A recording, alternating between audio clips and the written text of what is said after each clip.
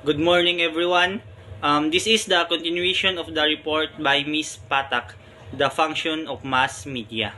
First, let's talk about what is the function of persuasion in mass media. It's to influence how their audience, the general public, should think about or perceive certain topics.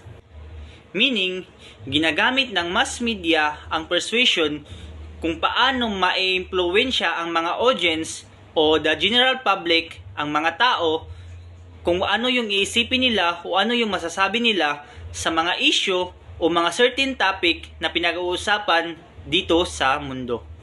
Next, what is the function of mass media in public opinion? Public opinion is nothing but a result of opinions, views, beliefs, and attitudes of individuals.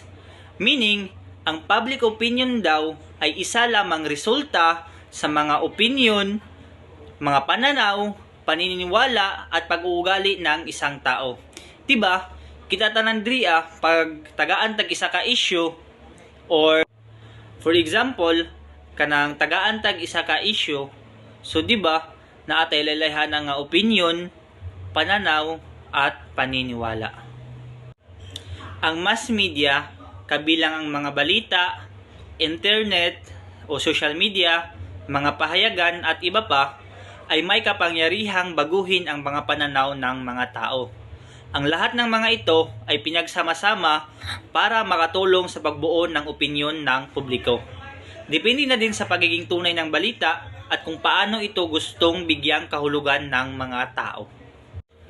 Ideally, the function of mass media in government and political outlet is to provide the public with in-depth, factual information to inform their political decision-making. Also, the mass media act as a watchdog against abuses of power, offer a forum for the exchange of opinions, beliefs, experiences, and perspectives. Now, let's talk about what is the function of mass media in socialization. It is to empower people to acquire norms and experiences of the group as a whole, to maintain cultural consensus and communal harmony.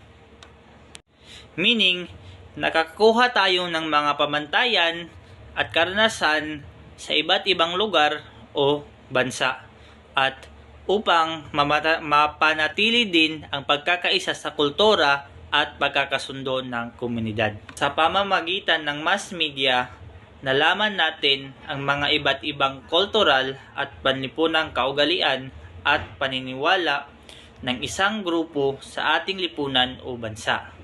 Sa pamamagitan nito, mas madali tayong makapag-socialize kung pupunta tayo ng ibang lugar o bansa. Alam naman natin na mayroon tayong iba't ibang paniniwala, kaya malaki talaga ang tulong ng mass media para maiwasan natin ang alitan. That would be all my report. Thank you for listening.